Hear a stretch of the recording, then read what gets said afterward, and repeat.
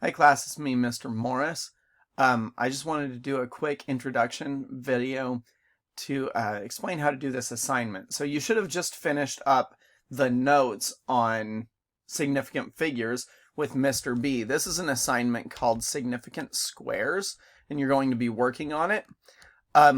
The instructions tell us to highlight all the squares that have 3 significant figures and write the number of significant figures in the other blocks.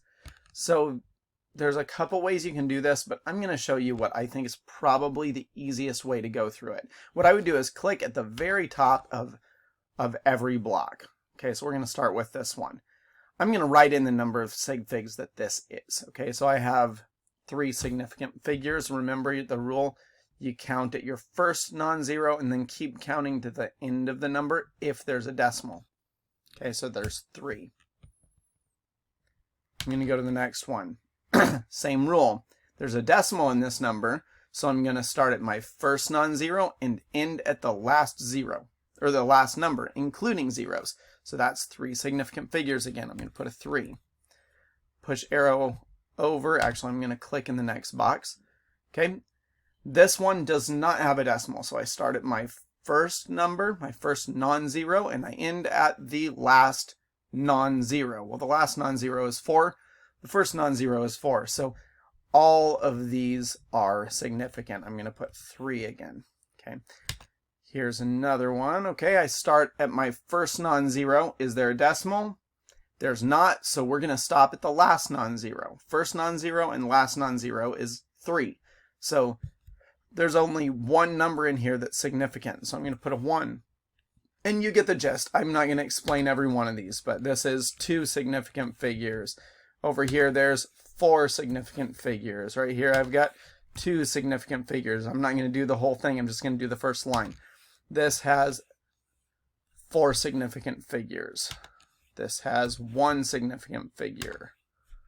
This one is 1 significant figure, and this one has 3. Okay, so we get kind of the idea of about how many significant figures each one is. I would do that for the whole table all the way through. I'd finish it all. And the reason is because if you've got several numbers in a row, several 3s in a row, I'm just going to highlight all of these 3s that are right next to each other, but nothing else. And then I'm going to go over here where I've got the fill background color. I'm choosing red. You can choose whatever color you want. Highlight it. Okay, I'm going to do the same thing over here. I see 1, 2, 4, 2, 4, 1, 1. Oh, here's a 3. Okay. Change my background color to red. And you keep doing the same thing. It's probably going to be easiest, though, if you have all of the numbers typed in so that you can, if you've got several numbers in a row down the same column or several numbers in a row in the same row.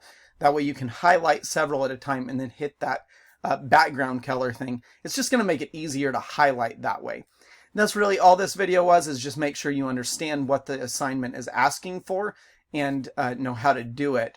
So make sure that you put a number in each square, whether it's 3 significant figures or some other number of significant figures. Write down how many significant figures there are in every single square and highlight the ones that have 3 sig figs.